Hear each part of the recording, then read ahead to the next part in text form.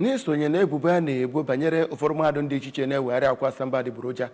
ọkachasị mahadum ndị na-ene anya na siasụ mba ofesi gọọmenti etiti eguzobego otu na-egene manye anya n'okwu gbasatara ma mahadum dị iche iche bụ nke ofesi ma nke obodo anyị ma nke ndị onwe ma nke bụ nke gọọmenti Princess ekwu ya jiri wetara anya ụka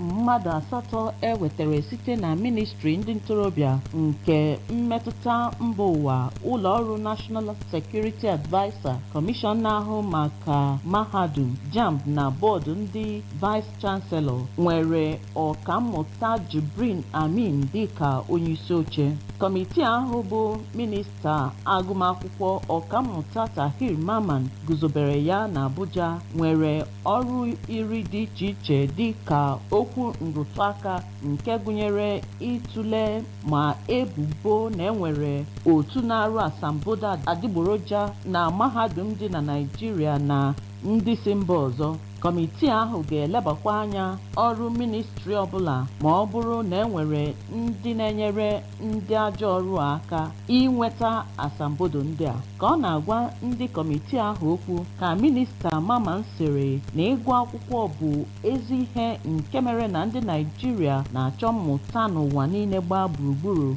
nke mere o ji dị oke mkpa ịchọpụta ma enwere ụlọ akwụkwọ ji maka mkpa mmụta dị ndị Naịjirịa eduhie ha. Na Mburi ka minista steeti mmụta Dọkịta Yusuf Sununu gwara ndị kọmitii ahụ ka ha ghara iji ọrụ a mere ihe ntaramahụhụ nye ndị iro ha. Onye isi oche kọmitii ahụ ọkammụta Amin n'okwu nke ya n'aha ndị kọmitii ahụ kwere nkwa na ha ga-arụ ọrụ enyere ha ọfụma. Site na Abuja, Princess Ekwi Ajide, akụkọ ụwa ABS.